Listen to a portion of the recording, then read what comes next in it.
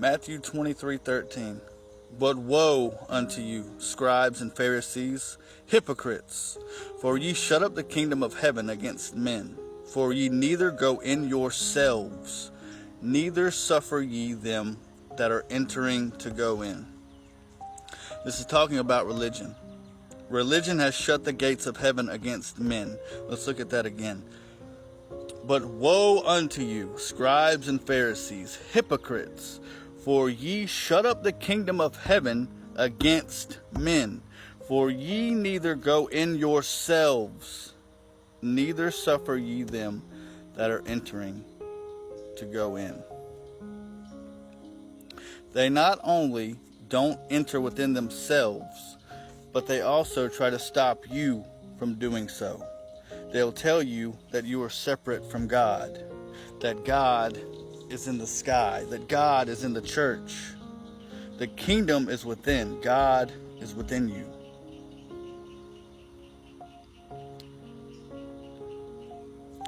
Acts 7:48. However, the Most High does not dwell in houses made with hands. If you're scared, go to church. Take no thought is mentioned 5 times in the Bible. Matthew 6:25. Therefore I say unto you, take no thought for your life, what ye shall eat or what ye shall drink, nor yet for your body what ye shall put on. Matthew 6:27. Which of you by taking thought can add 1 cubit unto his stature? Matthew 10:19. But when they deliver you up, take no thought. Matthew 6:31. Therefore take no thought. Matthew 6:34. Take therefore no thought for the morrow. Take no thought was mentioned 5 times. This represents turning the 5 senses into one. Just like the 5 smooth stones David used to defeat Goliath. He defeated him by smoothing the 5 senses over and turning them into one.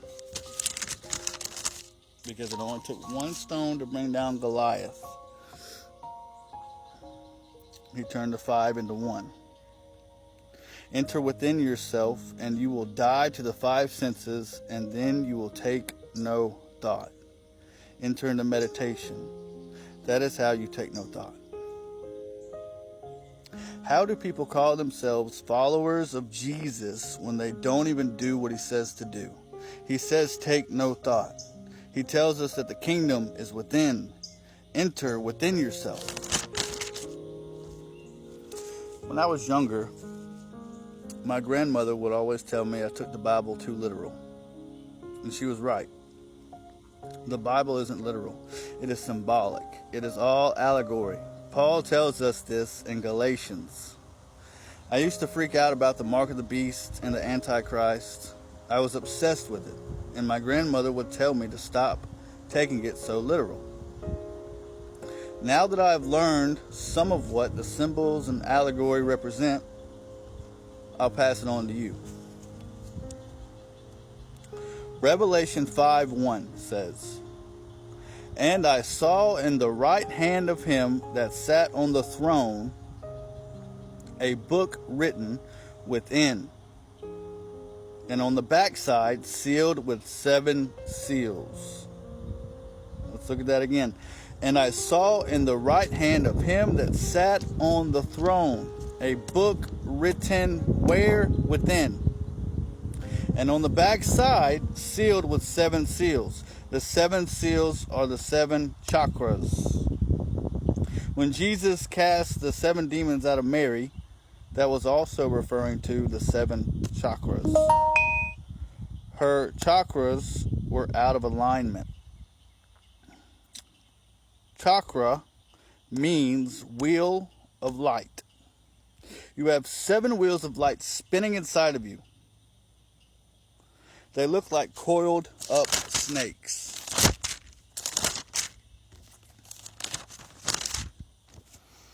Numbers 21:8-9. The Lord said to Moses, Make a snake and put it on a pole. Anyone who was bitten can look at it and live. So Moses made a bronze snake and put it up on a pole. Then when anyone was bitten by a snake and looked at the bronze snake, they lived. The pole is the spine. John 3:14 says, and Moses lifted up the serpent in the wilderness. Even so must the Son of Man be lifted.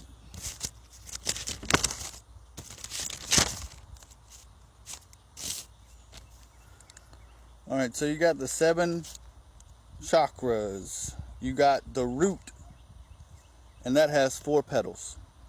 You got the sacral. The root's at the bottom.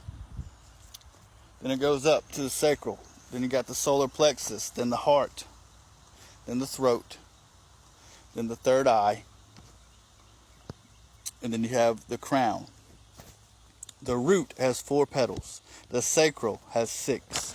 The solar plexus has 10 petals. The heart has 12 petals. The throat has 16. The third eye has 2 petals, 1 on each side.